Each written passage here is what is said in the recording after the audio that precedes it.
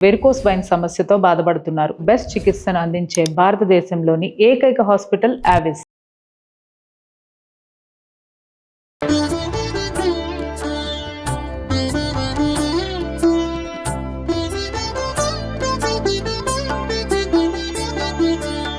నమస్కారం. మాఘపురాణం 11వ భాగంలోకి వచ్చాం.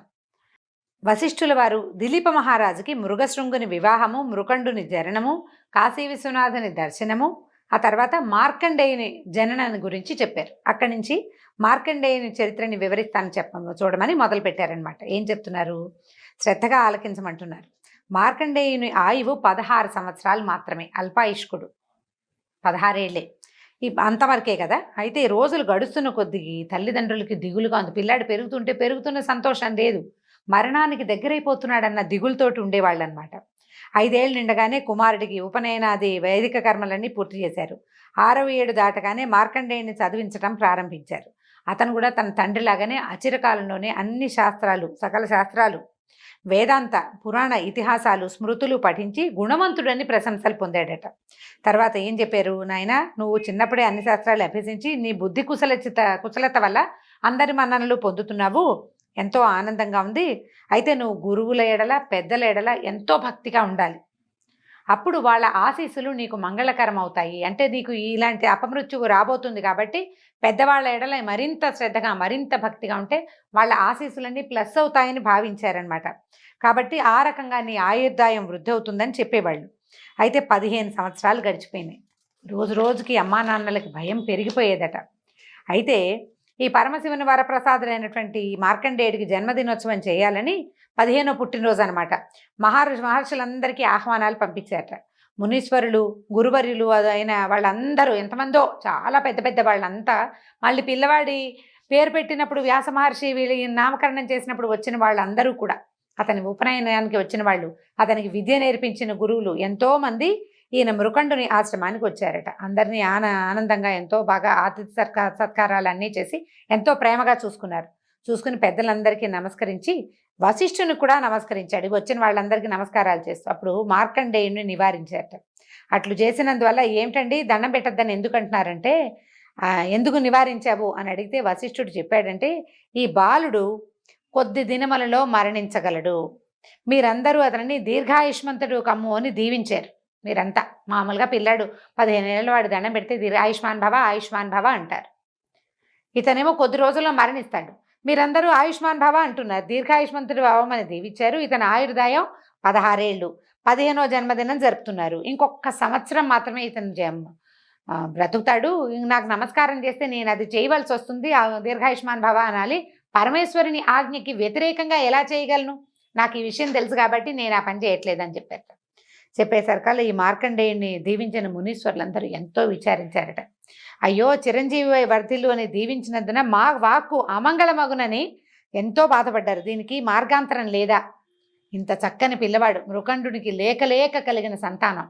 ఈ మృకండు కూడా ఎంతో గొప్పగా సంసారాన్ని ఉద్ధరించినవాడు, ఎన్నో ధర్మశాస్త్రాలు చదువుకున్నవాడు, ఈ కాశీలో శివలింగాన్ని ప్రతిష్ఠ చేసి అత్యుత్తమమైన శివ పూజ సల్పినవాడు. ఇతని వంశం ఇలా నిర్వంశం కావాల్సిందేనా?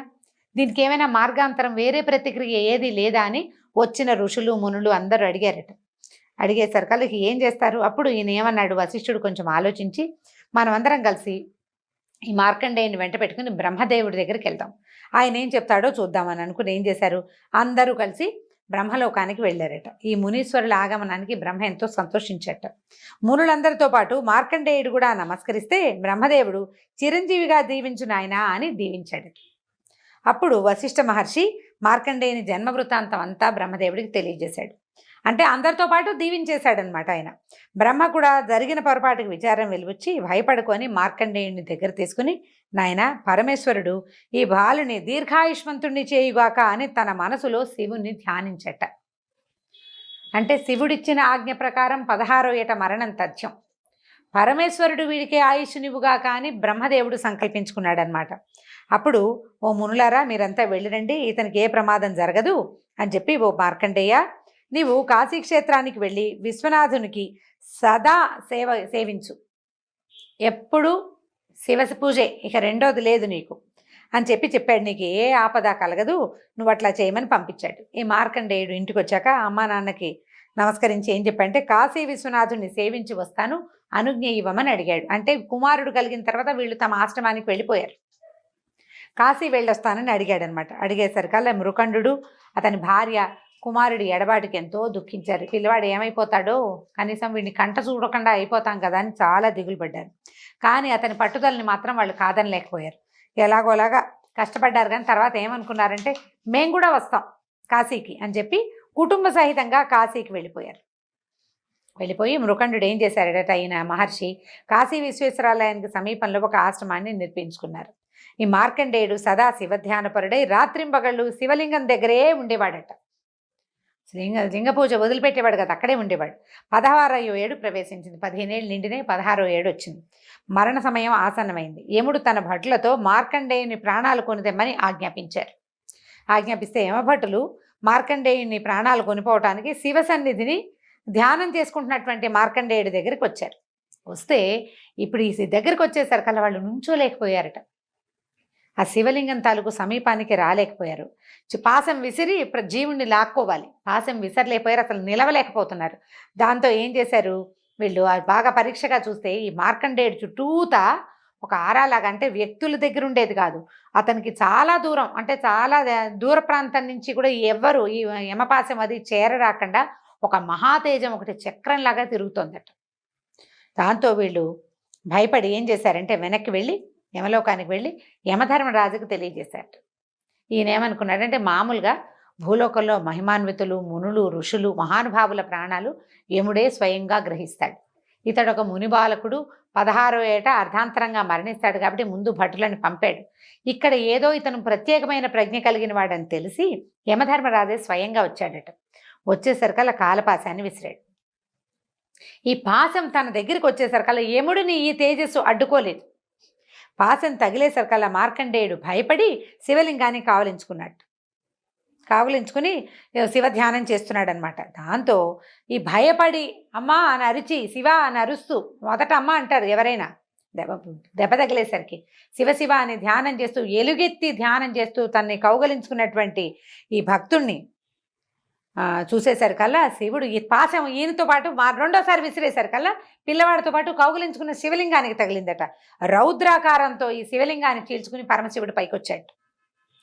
ఎట్లా వచ్చాడంటే, పైకి రావటం ఏమిటి, శూలంతో యమధర్మరాజుని పోటీ పెట్టేశాడనమాట. ఆయనకి కొట్టైపోయాడు.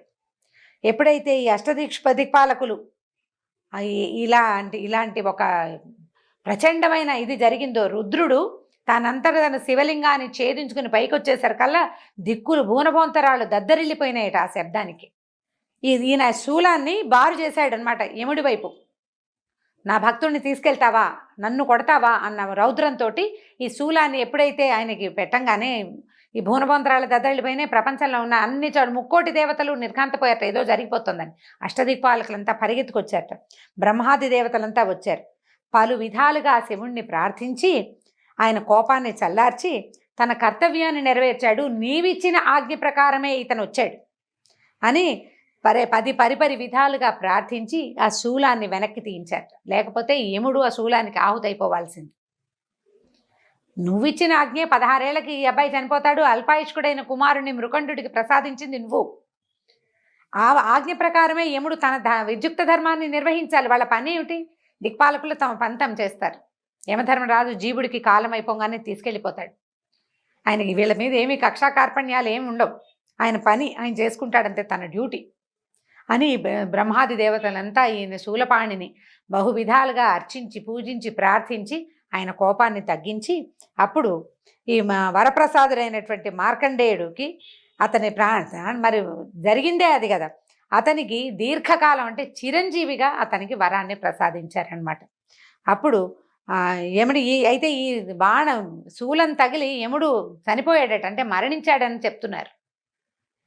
శూలం తగిలేసరికల్లా ఇంద్రుడు వేడుకున్నాడు, ఈయన బతికిచ్చు, ఇతనే కదా ఈ జీవులని ఈ కార్యక్రమం చేయగలిగేవాడు, దిక్పాలకులలో ఒకడు, ఇతనికి ప్రాణాలు పోయమంటే అప్పుడు శివుడు తన శూలాన్ని ఉపసంహరించి యముడికి ప్రాణం పోసి నిలబెట్టాడట. నిలబెట్టిన తర్వాత, యమ నా భక్తుల దరికి రావద్దు, ఎవడైతే నాకు పరమ భక్తుడో వాళ్ళ జోలికి నువ్వు వెళ్ళకూడదు అని యముడికి ఆజ్ఞనిచ్చాడు. తర్వాత ఈ మార్కండేయుడికి చిరంజీవిగా వరాన్ని ఇచ్చాడు. మనం ఏడుగురు చిరంజీవుల గురించి చెప్పుకునేటప్పుడు మార్కండేయుని గురించి తప్పకుండా చెప్పుకుంటామండి. మార్కండేయుడు 16 ఏళ్ల బాలకుడుగా మరణాసన్నుడుగా శివుణ్ణి కౌగలించుకుని అదే స్వరూపంతో ఎప్పటికీ ఉండేలాగా వరాన్ని పొందాడట. 16 సంవత్సరాల బాలకుడుగానే మార్కండేయుడు ఉంటాడట. అప్పుడు ఈ మృకండ మహర్షి ఎంతో సంతోషించి అల్పాయుష్కుడుగా జన్మించినటువంటి కుమారుడు అంటే శివుని ఆజ్ఞతోటి శివాజ్ఞతోటే చిరంజీవి అయినందుకు ఎంతో సంతోషించి తను చేసినటువంటి మాఘమాస వ్రతమే, సంవత్సరాల తరబడి చేసినటువంటి మాఘస్నానమే ఈ ఫలితాన్ని తనకిచ్చిందని దీర్ఘాయుష్మంతుడైన కుమారుని చూసుకుని ఎంతో సంతోషించాడట. ఆ తర్వాత ఆయన ఎప్పుడూ మాఘమాస స్నాన ఫలితాన్ని ప్రపంచంలో ఆయన ఎక్కడికి వెళ్తే అక్కడ చాటి చెప్తూ ఉండేవాడట. దీంతో 11వ అధ్యాయం పూర్తయిందండి. రేపు 12వ అధ్యాయంలో మళ్ళీ కలుసుకుందాం. నమస్కారం.